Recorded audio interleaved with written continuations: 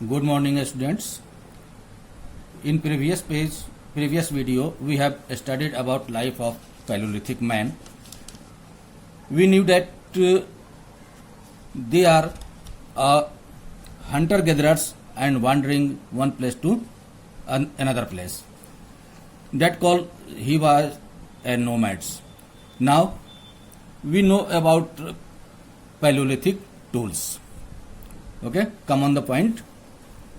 Paleolithic tools were usually made by chipping off pieces. There are two kinds of stone tools, core and flake tools.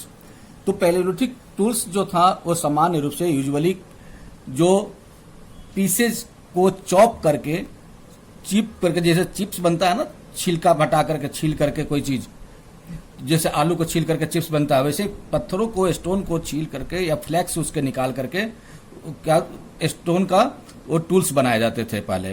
तो और वो tools जो थे वो दो प्रकार के होते थे, एक होते थे कोर टूल्स और सेकंड होता था फ्लैक टूल्स। अब कोर टूल्स और फ्लैक टूल्स में क्या डिफरेंस है ये हम थोड़ा सा जान लेंगे। तो कोर टूल्स क्या है? Core tools were made by chipping off pieces from chunks of rocks और hand sized pebbles. Means core tools जो होता था वो जो पीसेज होते थे स्टोन के उसको चिपिंग करके बनाया जाता था, उसको छांट करके छांट करके बनाया जाता था, साइड से छांटा जाता था और उसमें से रॉक्स के पेबल्स निकलते थे। पेबल्स मीन जैसे कंकड़ पत्थर जो होते हैं ना, कंकड़ वगैरह टाइप का, उस टाइप से पेबल्स निकलते थे और वो भी काम में लाते थे, पेबल्स को भी काम में लाया जाता था। The stone left after chipping is called core. जब चारों तरफ से पत्थरों को स्टोन को छील करके उसके धार को तेज बना करके, उसके किनारे को तेज बना करके जब जो बच जाता था, मेन जो बीच का छिलका हटाने के बाद जो बच जाता था उसको हम लोग कहते थे कोर। ठीक है, कोर स्टोन उसको कहते थे या कोर टूल्स कहते थे।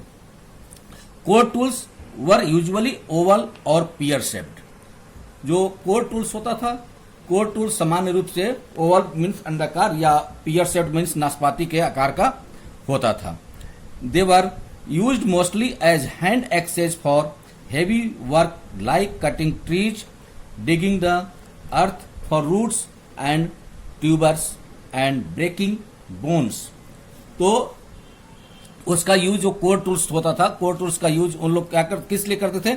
सामान्य रूप से हैंड एक्स के रूप में, हाथ की कुल्हाड़ी जो होती है उसके तरह से वो यूज करते थे। उसका काम हेवी वर्क में लाते थे, जैसे कि मान लो कि किसी पेड़ की कटाई करनी हो या जमीन को खोदना हो, खोद करके उसमें से रूट्स और ट्यूबर्स को निकालना हो। रूट्स और ट्यूबर्स मीन्स जड़ें और जो फूले हुए, जैसे कि आलू होता है, आलू की तरह का कुछ अगर उसमें जमीन के अंदर है तो उस टाइप का ट्यूबर्स को निकालने का काम करते थे। या ब्रेकिंग बोन्स, हड्डियों को तोड़ने या पीसने के काम में लाते थे उसको। Some were used as cleavers for cutting large pieces of meat. और कुछ जगहों पे क्या होता था कभी कभी कि वो क्लीवर्स के रूप में, यानी जैसे कि कटारी होती है ना, कटार के रूप में उसका भी यूज करते थे, जो कि मीट जो होता था, मीट को बड़े बड़े पीस में काटने के काम आता था, उसके जगह पे भी वो यूज करते थे। नेक्स्ट आता है हमारा फ्लैक टूल्स। फ्लैक मीन्स छिलके टाइप का, परतदार। ओके, तो flake tools were made from the sharp pieces means flakes that broke off while shaping core tools. Okay, अब ये देखो कि कोर टूल्स से हमें फ्लैक टूल्स भी मिल जा रहा है। तो वो लोग फ्लैक टूल्स भी उसी कोर टूल्स के जब छीलते थे, जब छिलका निकालते थे पत्थरों के, तो उसी से वो लोग फ्लैक टूल्स भी बना लेते थे। तो flake tools made from the sharp pieces, जो शार्प पीस होता था, शार्प टुकड़ा होता था, जो तेज टुकड़ा होता था, धारीदार टुकड़ा होता था, छिलके के रूप में या फ्लेक्स के रूप में, वो जो कोर टूल्स से निकलता था उसको कहते थे। These were useful for chopping meat and skinning animals. तो ये जो फ्लेक्स टाइप के जो पत्थर का छिलका निकलता था उसका यूज वो लोग मीट को चॉप करने के लिए, यानी काटने के लिए या छोटे छोटे टुकड़े करने के लिए और स्कीइंग मतलब जो एनिमल्स होते थे उसका स्किन जो है छीलने के लिए भी उसका यूज करते थे, उसका स्किन उतारने के लिए, शरीर से एनिमल्स के शरीर से स्किन को अलग करने के काम में भी फ्लेक टूल का यूज करते थे। Palaeolithic people used direct and indirect method of chipping a stone. जो पैलियोलिथिक पीपल थे वो दो तरह से यूज करते थे, दो तरह की विधि को यूज करते थे, डायरेक्ट और इनडायरेक्ट मेथड को। किस लिए? स्टोन को चिप करने के लिए, ठीक है, स्टोन को ओवल शेप या ओवल शेप या पीयर शेप अगर देने के लिए या टूल्स बनाने के लिए दो तरह का इनडायरेक्ट और डायरेक्ट मेथड का यूज करते थे। By direct method a pebble और ए पीस ऑफ बोन और wood was used as a hammer to chip off pieces from a softer pebbles और चंक ऑफ ए स्टोन। तो direct method के द्वारा क्या होता था, जो पेबल्स होते थे, जो टुकड़े होते थे कंकर टाइप के, और जो टुकड़े होते थे उसमें तुम्हारे बोन के भी हो सकते हैं टुकड़े, या किसी वुड के भी हो सकते हैं, या पेबल्स के भी हो सकता है। उसका यूज वो लोग हैमर के रूप में करते थे। हैमर मीन्स हथौड़ा के रूप में करते थे, और किसी सॉफ्टर पेबल को या किसी जो मुलायम पेबल्स होता था उसको काटने छाटने के लिए या अभी उसको चंक करने के लिए और छोटे छोटे टुकड़े करने के लिए, पत्थरों के छोटे छोटे टुकड़े करने के लिए उसका यूज हैमर के रूप में करते थे। By indirect method was used during the late Paleolithic period to shape tools from flakes and flakes to flake to be shaped was placed on a hard surface. Okay, तो यहां देखा जाता है कि इनडायरेक्ट मेथड में क्या था कि ये लेट पैलियोलिथिक पीरियड में आया, मतलब कि पैलियोलिथिक पीरियड के अंतिम भाग में ये इनडायरेक्ट मेथड आया। ये किस लिए आया? जो फ्लेक्स होता था, जो पत्थरों के स्टोन के फ्लेक्स होते थे, जो उसके परत होते थे, उसको ये क्या करता था, एक आकार देता था, एक आकार दिया गया है ना, एक शेप दिया गया, ठीक है। और फ्लेक को क्या किया गया? The flake to be shaped was placed on a hard surface, और उस फ्लेक को हार्ड सरफेस पे रखा गया था। A long pointed piece of bone or wood was then placed on it like a chisel and hammered with another piece of bone or wood or a stone। और surface पे उसको रखने के बाद फ्लेक्स को, उसके ऊपर कोई भी पॉइंटेड चीज रखी जाती थी। वो क्या होता था? मेनली मुख्य रूप से एक पॉइंटेड पीस होता था, किसका? बोन का या वुड का। उसके ऊपर, फ्लेक के ऊपर रखा जाता था और उसको चीसल के रूप में कहा जाता था कि चीसल के रूप में उसको रखा जाता था और उस पर से हथौड़ा मारा जाता था। हथौड़ा मारने के बाद वो स्टोन या वुड या बोन, उसके ऊपर हथौड़ा मार करके उसको तोड़ा जाता था या उसको यूज किया जाता था, ठीक है। उसके बाद हम देखते हैं, हमने पहले पढ़ा है या देखा है कि जो नोमैड्स थे पैलियोलिथिक पीरियड के, वो एक जगह से दूसरे जगह जाते थे। एक बार ऐसे ही कुछ उन लोगों ने ग्रास को देखा। ग्रास में क्या देखा कि कुछ ग्रेन्स आ गए थे, और ग्रेन्स को वो लोग जब खाए तो देखे कि उससे कोई हार्म नहीं हो रहा है। तो हार्म नहीं हो रहा था तो फिर उसको वो लोग खाने लगे, और खाने के बाद फिर उसको लोग अपना पकाने भी लगे। फिर उसके बाद से कहीं साक्ष्य भी मिलते हैं कई जगह कि राख भी मिला है, कई साइट्स, पैलियोलिथिक साइट्स मिले हैं जहां की देखा गया है कि वहां से आग के सबूत मिले हैं, एविडेंस मिले हैं। तो हमें उससे पता चलता है कि उस समय पैलियोलिथिक पीरियड में आग का आविष्कार हो चुका था। तो उन लोगों ने कैसे आविष्कार किया होगा, इसके बारे में थोड़ा सा हम जानकारी ले लें।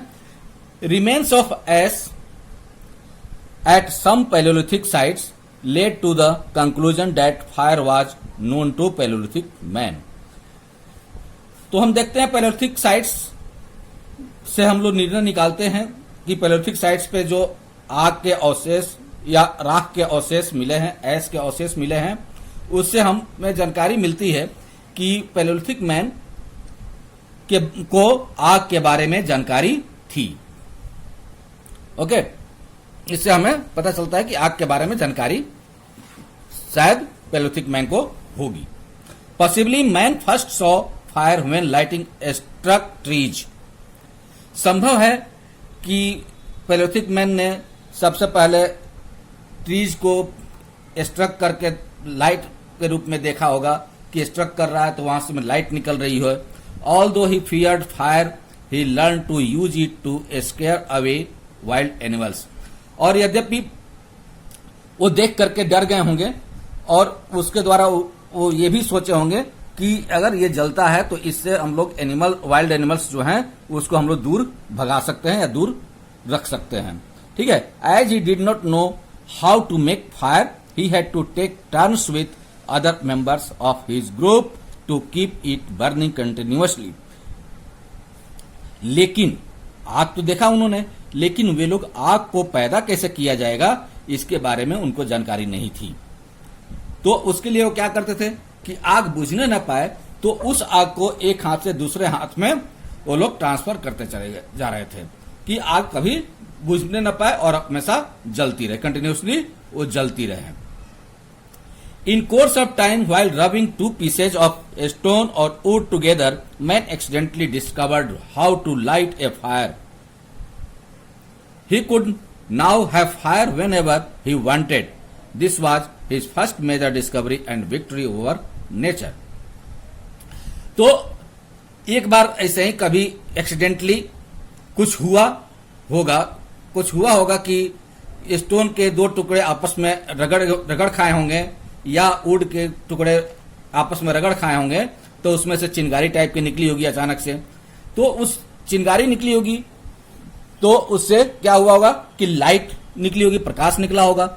और जब प्रकाश निकला होगा तो लोगों को लगा कि अरे ये तो रगड़ खाने से, स्टोन में रगड़ खाने से ये तो चिंगारी निकल रही है, आग निकल रहा है। तो इस प्रकार से उन लोगों ने कोशिश किया होगा कि आग को हम लोग जब चाहें तब जला लें। तो इस प्रकार से वो लोग आग को जब चाहते थे तब अब जला लेते थे। और आग का आविष्कार इस तरह से हम मानते हैं कि आग का आविष्कार हुआ होगा। ठीक है। This was the first major discovery and victory over nature.